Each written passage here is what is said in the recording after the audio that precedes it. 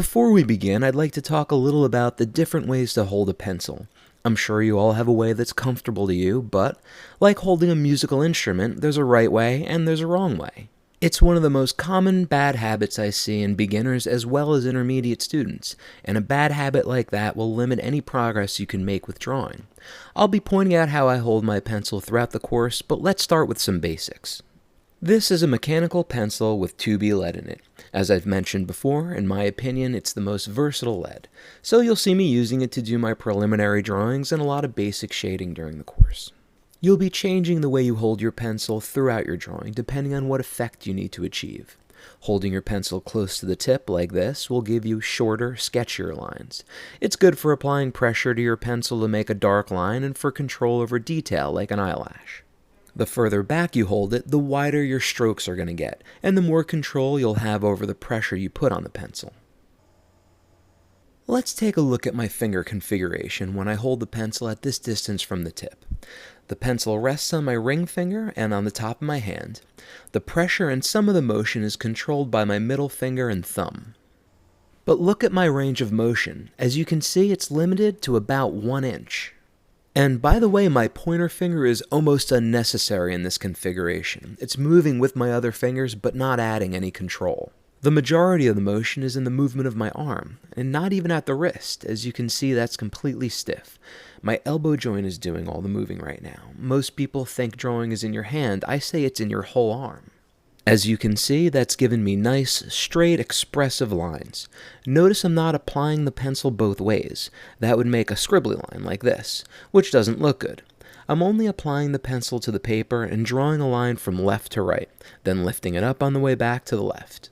This is going to take some practice for those of you who are trying hatching for the first time, but don't worry, you'll get plenty of that in this course. So now that you understand the movement your hand has to make, you have to make sure you aren't limiting your range of motion. Here's what I mean by that. The surface underneath this piece of paper is glass. It's smooth and nice to draw on, but the problem with that is that your skin sticks to glossy surfaces. The solution is to put a piece of paper down under your arm.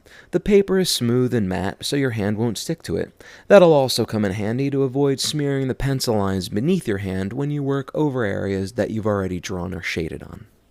Allowing your whole arm to flow freely is incredibly important because drawing needs to capture the energy and gesture of the subject. I'm sure you've all seen drawings where you can tell the artist is talented, but something about the drawing just isn't dynamic. That's usually because they're restricting their movement somehow and forcing themselves to make shorter, stagnant pencil lines. Most of the shading you're going to see me doing throughout this course is done by building layers of crosshatching. That process is simple. Just put down a set of parallel lines, then another set of lines over it from a different angle. The more layers of lines I put down over the crosshatch, the more solid the area gets. Eventually it stops looking like overlapping lines and becomes a solid value. Building a value this way ensures that I'll have complete control over its darkness or lightness. A common mistake is to pull your pencil line forward from right to left. That's fine for shorter lines if need be, but that's not ideal for these longer hatch lines, because hatching inward gives you those little hooks, as you can see. That happens because I'm not relying on my arm to make the motion. It's the limited range of my fingers that's making the line curve. So I would say the rule is longer hatches go from right to left, but it's okay to hatch inward if you're making shorter, tighter lines. I'd like you to do a quick practice run to get used to shading this way, and just to loosen up. Take a piece of 8.5 by 11 paper like this one and start with a 2B pencil, and just cover it with crosshatches. This is also a good way to loosen up a bit before you begin a drawing. I do it before I start a sketch, the same way a musician will do some scales before they walk out on stage to perform a concert. Try a harder lead like an H to see how that feels in comparison.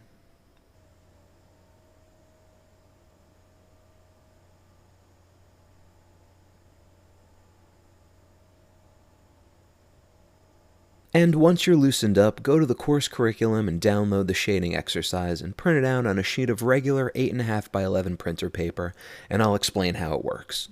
For this next exercise, you're going to need the 10 value grayscale you shaded in, a printed out copy of the shading exercise I supplied you, and your pencil set.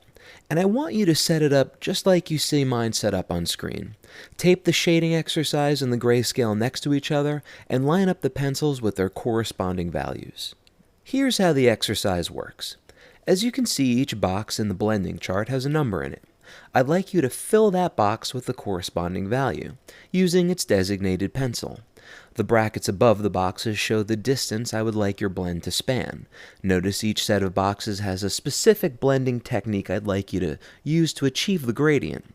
You'll find the list of the different types of blends over here on the right-hand side of the chart: scumbling, cross-hatching, linear shading, and using the shading tool. Don't worry if you're a little confused, I'm going to demonstrate each blend for you before you attempt it. Let's start at the top. Rather than going from left to right, I'm going to begin with the 10th value square and gradually get lighter as I move to the left. This may seem counterintuitive to some of you, but let me explain. I'm going to change pencil leads from 6B to B and finally to an H to create the transition. And harder or lighter leads can go over softer or darker leads easily. But softer leads like the 6B can't go over areas you've shaded with a harder lead, like an H. It ends up looking spotty and patchy because the harder lead leaves indents on the paper. So it's best to work from dark to light. Because the gradient has to go this distance, I'm going to take my 10th value to about here. Then I'm going to switch to a B pencil and shade to about here, and finally move to an H to finish transitioning to white. But the challenge to making a gradient that spans 10 values isn't just as simple as going from dark to light. Softer leads create larger grain, while harder leads leave almost no grain at all. So you're going to learn how to manage that transition in this exercise as well. As you can see, the suggested blending style is scumbling, so begin the 10th value box by making concentric circles and start building up the value using light pressure. As you can see, if you look in the bottom left-hand corner of your screen, I'm using a 6B lead, and as I mentioned earlier, scumbling is preferred with a pencil lead this soft, because it doesn't hold the point long enough to get a nice hatching line.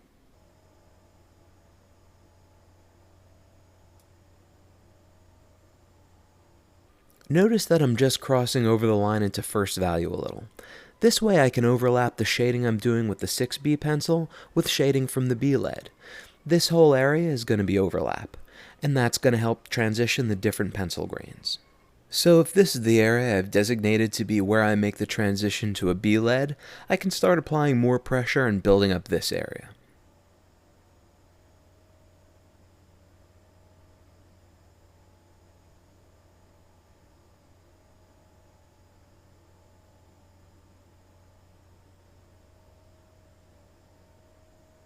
This area should be about 5th value, because the B lead is 5th value, so I want the overlap to match, and I can lighten it from there.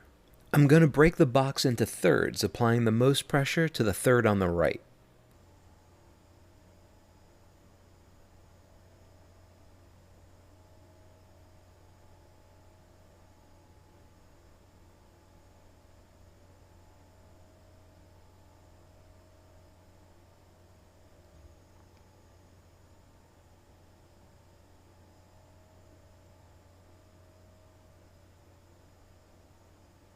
You'll know the right-hand side of the box is finished when you can't see any pencil grain anymore.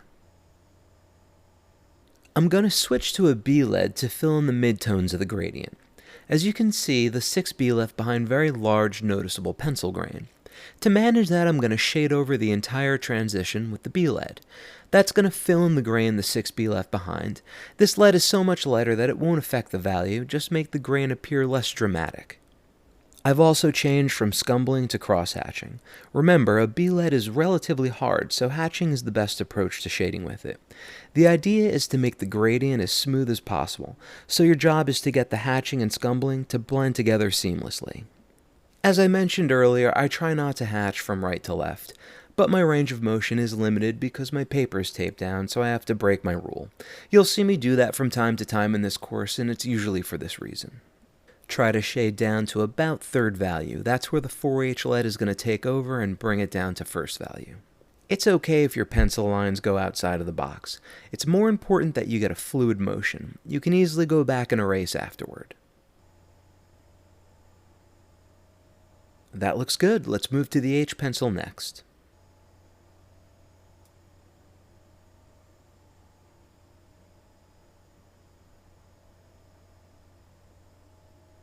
Crosshatch right over the hatching you did with your B lead to acclimate the two leads and make the transition smooth.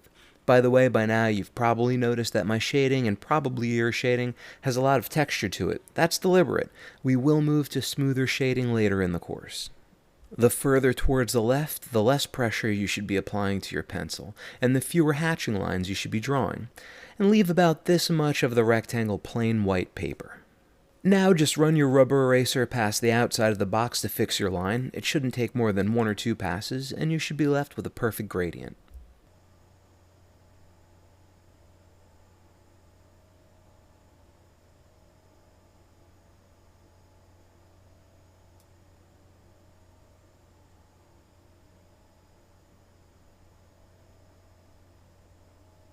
Okay, let's move down to the next set of squares.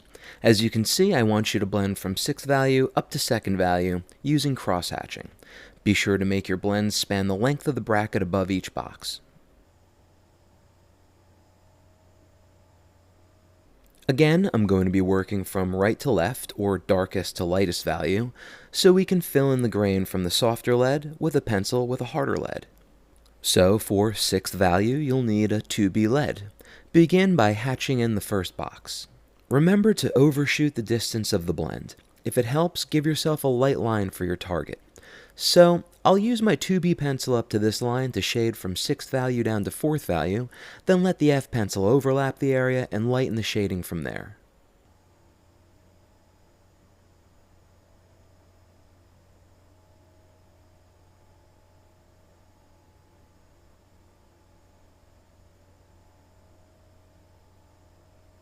Gradually build up your shading. It's best to hatch in as many random directions as you can to make the value as consistent as possible.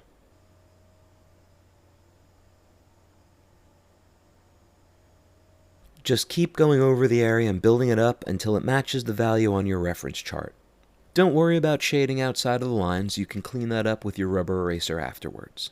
And I think that's a good segue into the talk about a teaching philosophy specific to drawing I'd like to share with you. Making mistakes is an inevitable part of the drawing process. What's important is that you learn how to use your mistakes to your advantage. I'm sure that sounds enigmatic right now, but it'll make sense because I'm going to beat you over the head with it throughout this course. Don't get me wrong, I'm also going to teach you techniques to reduce the amount of mistakes you make while you're drawing as well. Basically, what I'm saying is, I'm going to leave my mistakes in the edit to this course, so that you're not just seeing me do everything perfectly, because the fact is, that's not the reality of how a drawing goes. Even professionals make mistakes in the sketch stage of a drawing. So a major aspect to the process is finding mistakes early and knowing what to do to fix them. It's not important for the shading exercise, but once we get to drawing hands, for example, you'll see what I mean. That looks like it's about there. Next we want to fill in the 4th value box, so switch to your F pencil.